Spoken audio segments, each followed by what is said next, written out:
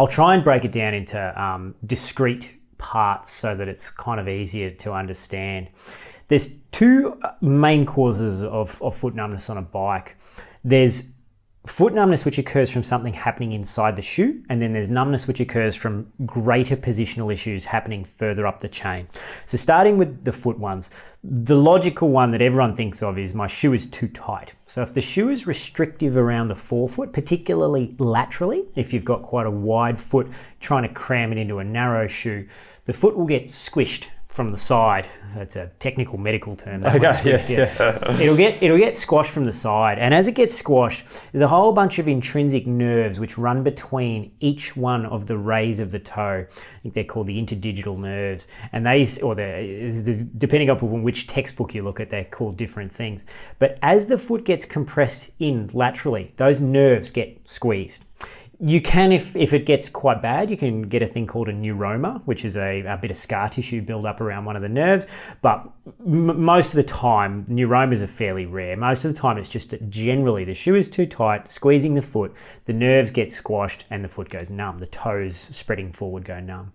There's also circulatory issues that occur for the same reason, because there's vascular structures in between each one of the toes. So if the shoe is too tight around the forefoot, it can compress all those nerves and blood vessels. The best way to get around that is obviously buy a wider shoe. So the particular shoes of note, which are quite wide across the forefoot, Lake are excellent, and I've got a set of Lakes just in the standard width, the old CX237, which has now been superseded by the CX238. Really high quality mid-range shoe, and the standard width of Lakes is quite wide, but you can also buy them in a wide width, which is really wide. So if you've got quite a splayed triangular foot which spreads across the forefoot a lot, or you're just looking for more space around there, Lakes are great. Bonts are pretty good as well. They've got a fair bit of space around the forefoot, although they can tend to be really rigid, which is not good for foot numbness for a lot of people, because it prevents the foot from flexing and pumping circulation through the foot. But Bonts have got quite a bit of room around there. And then you've got things like the City Mega and a couple of other ones. The new range of Shimano shoes are quite wide across the forefoot as well.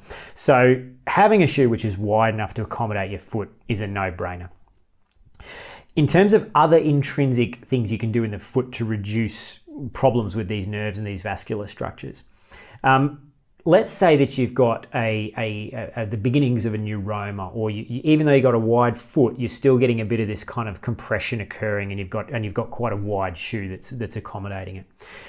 You can trial using a thing called a metatarsal dome, and I've got a couple here just to show you. These are ones which David from G8 has now supplying with his Archtech 2620 modules, and these come in two different heights, but there's all different shapes and sizes.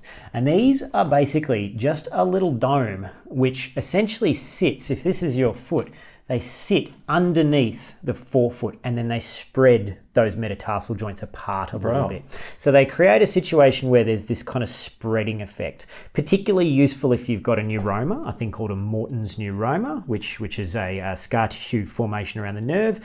But generally, if you're looking for a bit more circulation through the forefoot, a slight little met dome like that can splay the forefoot and create the conditions needed to pump a little bit more circulation through the foot. So a met dome, relatively inexpensive way of testing that theory. It's one of the things that we use occasionally when How much are those things? A couple of bucks. You can, these come with David's insoles. Right. I don't know if he sells them individually, but you can buy stuff like this on eBay. These are just ones which come with those inserts. Understand. Yeah. And there's different shapes of them and stuff like that, and different heights, and different softnesses and so forth. But these ones are quite nice. Yes. So in terms of the compression around the forefoot, you can reduce it with a wider shoe. You can reduce it with stuff like this. And then one of the kind of logical methods of reducing forefoot pressure is to spread the pressure over a larger area. So let's say that you're putting pressure down on the pedal and there's 10 kilos of force going through with every pedal stroke. If you've got a foot that's got, let's say you've got quite a high rigid arch which doesn't deform much, when you place pressure on that foot on the bottom of the shoe, all of the load will go through the metatarsal heads just behind the toes, right? And if your arch isn't actually contacting the bottom of the shoe, all of the 10 kilos goes through a fairly small patch, right? So if you spread that pressure over a larger surface area, you get less focal pressure on the met heads. And so the logical thing to do here is to add arch support. Yes. So if you create a situation where you're lifting up the arch just moderately, it basically takes load away from the metatarsal heads and spreads it over a larger surface area on the bottom of the foot, it might increase the surface area of contact of the bottom of the shoe by double or triple, depending upon the size of the shape of your foot and how rigid the arch is and how your met heads are contacting the bottom of the shoe. And that can be enough to just spread pressure away from the metatarsal heads and reduce hot foot and foot numbness and all that kind of stuff quite a lot. So arch support is probably one of the biggest things to get right, particularly if you've got that type of high rigid arch foot. In terms of the other stuff, the stuff that higher up the kinetic chain, which can cause problems, there's a bit of background to this. The way that the circulation works in your foot is it works on a muscle pump system. So when your calf muscle contracts when you're riding, walking, running, whatever you're doing, part of that contractile effort, the part of the way that your vascular structures have evolved in the back of your leg is that will then pump circulation through your foot, just like your heart pumps, right? No. Same kind of idea. Because the human nervous system has evolved the human body has evolved to walk and run, we've adapted in this way such that our calf musculature pumps circulation through our feet when we use our feet, right?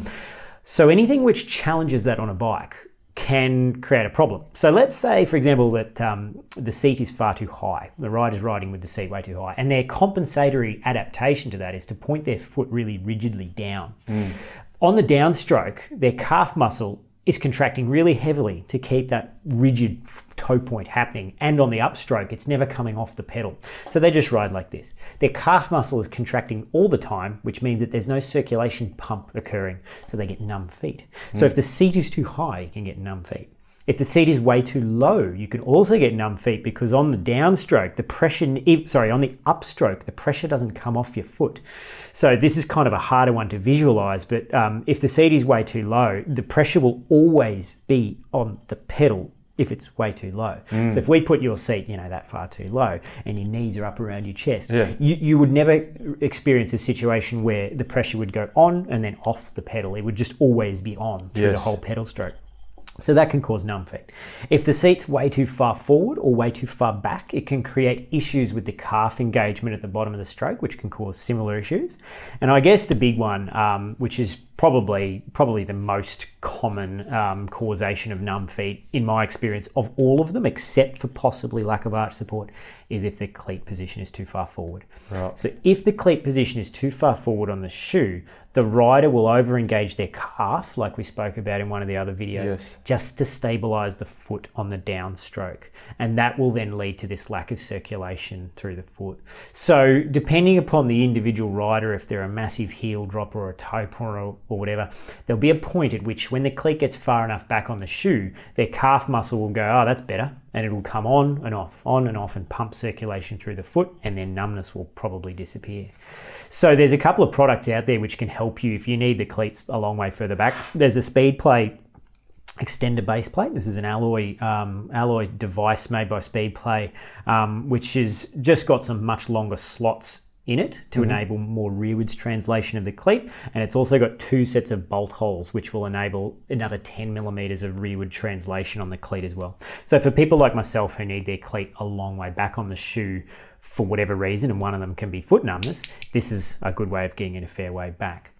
Another option is there's been a few of these come out over the years, and these are probably the best ones I've ever seen. These are made by a bloke in Switzerland. His website, you might put a link in the description. Yeah, these are really good. These are a 3-bolt adapter. So you can see that they're curved to suit the bottom of most shoes, and they come with some shims and stuff to suit the curvature of most road shoes. And they basically bolt onto the bottom of the shoe using the 3 bolt locations there, the traditional triangular cleat, and then they've got a 12 and a 24 millimeter stagger. So you then screw your cleat further back in however far you want it. And so this can be another good option. These are made out of really high grade alloy, I believe, and they're strong as anything. They're one of the best solutions I've ever seen for a 3-bolt cleat. The only downside is they do increase the stack height of the cleat a little bit by 3 millimeters. The good news is that when you go this far back on the cleat, the stability of the foot over the pedal is so good that extra stack height almost doesn't matter. It's almost irrelevant. So you can use these to approximate a midfoot cleat position as well if you're having really difficult problems, or you've got peripheral vascular problems and your circulation through your feet is no good. Or for other reasons, which we'll talk about in another video. If you want to run the cleat a long way back and approximate a midfoot cleat position or get fairly close to it, these will enable you to get fairly close as well. So we'll talk about midfoot under different circumstances in more detail, but if you've got a rider with really compromised circulation in the feet and nothing else works, almost always midfoot will give them relief from their foot numbness, because it just completely resolves any calf engagement across the bottom of the stroke at all. And midfoot, obviously what that means is to have the center of the cleat directly under the middle of the foot or very close to it. So the foot becomes inherently very stable on the pedal, the calf relaxes and does nothing, circulation is free to pump through your foot, and all of the load through the bottom of the shoe tends to go up through your arch and splay the foot that way rather than up through the metatarsal heads. So it's a last-ditch effort midfoot if you've got a person who's really struggling with foot numbness. But it almost always works. So where would you start if someone's experiencing it? Like you've outlined a lot there. Is there any specific starting point? You'll just unloosen your shoes first, start with that, see how that goes, and then maybe you try changing shoes. What would you do? First of all, the easy stuff that's free and easy to experiment with, stick your foot inside your shoe and do it up moderately, and just have a feel around the lateral parts of the foot on the left and right hand side. If the shoe is really constrictive, or you can feel your fifth metatarsal or your first metatarsal bulging the shoe out, it might be too constrictive around the front. If you cannot feel when you stand in your shoes, if you cannot feel any contact across the arch of the foot, it's pretty likely that you need some type of arch support to increase, or to spread the pressure away from your metatarsal heads. Something like David's G8s or any off-the-shelf orthotic that's got a sufficiently high enough arch so that when you stand in them, you can feel that arch pressure quite solidly across the bottom of your foot. It's a good place to start. In terms of the seat height and all that kind of stuff, have a look at the other videos we did on that. We'll link to below. Yep, good idea. That'll get you pretty close, and the balance stuff, the 4.5 position is less likely to be causing trouble. But the cleat position, if you want to experiment with that, go further back. Just move the cleat as far back as it can go. You might need to lower your seat a little bit at the same time to keep everything else in balance, and then see if that gets rid of the numbness. And that way, using those kind of three major ideas, you might be able to figure out at least roughly where it's coming from. And then it's less likely that you'll need something like a metatarsal dome. I give them out fairly rarely, because most of the time we solve the foot numbness issue using one of these things.